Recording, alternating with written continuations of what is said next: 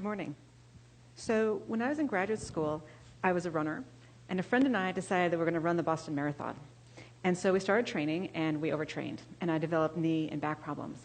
So I went to see a physical therapist, and they told me that I had to stop running, and instead I should just stretch. As I was leaving the therapist's office, the physical therapist's office, I saw an ad for a vigorous yoga class that promised not only to promote flexibility, but also to promote strength and cardiorespiratory fitness. So I thought, oh, well, this is a great way that I can stretch, but also remain in shape, and maybe I could even still run the Boston Marathon. So I went to the yoga class, and I really enjoyed it, except for when the teacher would make all sorts of claims, all sorts of medical claims, but also all sorts of claims about, oh yes, it'll help you, increase your compassion and open your heart, and it's just like, my eyes would roll, and I'd think, yeah, I'm here for to stretch. But what's interesting was that after a couple of weeks, I started noticing some of these changes. I started noticing that I was calmer, and that I was better able to handle difficult situations, and that indeed I was feeling more compassionate and open-hearted towards other people, and I was better able to see things from other people's point of view. And I was like, how could this be? How could this be? And I thought, well, maybe it's just a placebo response, right? She told me I was going to feel this, so maybe that's why I was feeling it. So I decided to do a literature search to see if there's any research on this. And lo and behold, there was quite a bit, showing both yoga and meditation are extremely effective for decreasing stress. They're also very good for reducing symptoms associated with numerous diseases, including depression, anxiety, pain, and insomnia. They also, there's a couple of very good studies demonstrating it can actually improve your ability to pay attention. And most interesting, I thought, virtually every study has shown that people are just happier. They report they're more satisfied with their life, and they have a higher quality of life. And so this was interesting to me. And so I decided to switch and start doing this sort of research. And so as a neuroscientist, how could this be happening? How can something as silly as a yoga posture or sitting and watching your breath, how could that lead to all these sorts of different types of changes?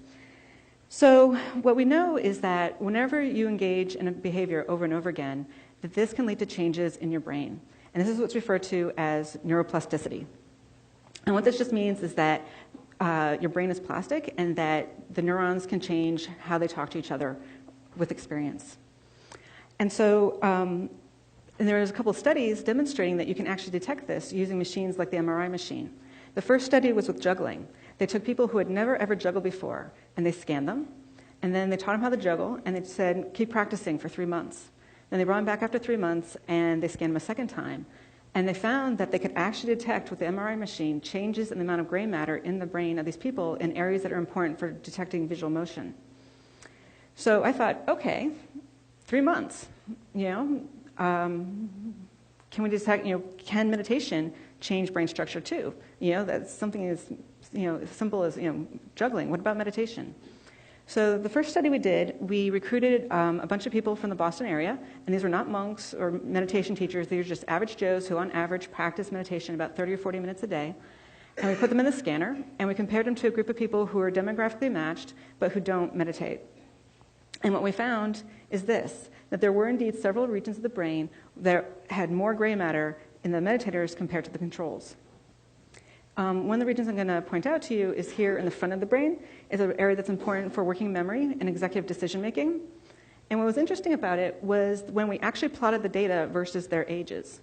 So here in the red squares, that's the controls. And this is something you see actually, it's been well documented that as we get older, not just there, but across most of our cortex, it actually shrinks as we get older.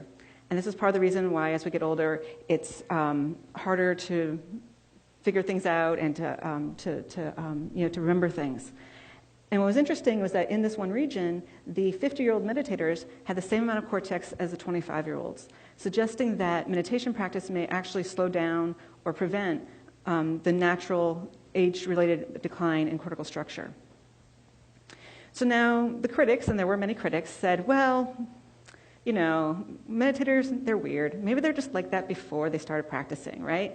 Or a lot of them, they're vegetarians, so maybe it has something to do with their diet or something else with their lifestyle, Couldn't possibly be the meditation, it had something else, right?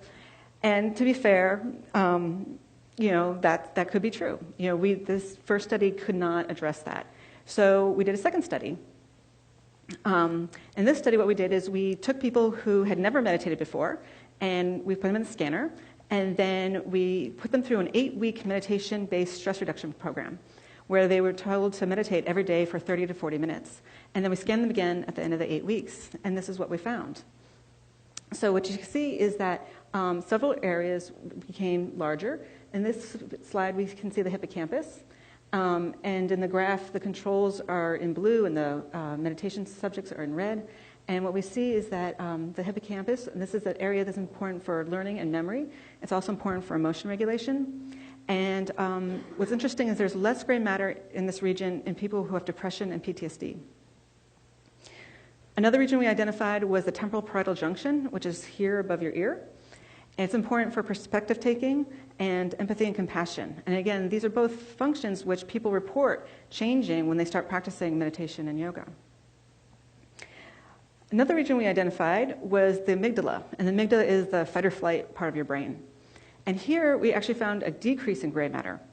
And what was interesting was that the change in gray matter was correlated with the change in stress. So the more stress reduction people reported, the smaller the amygdala became.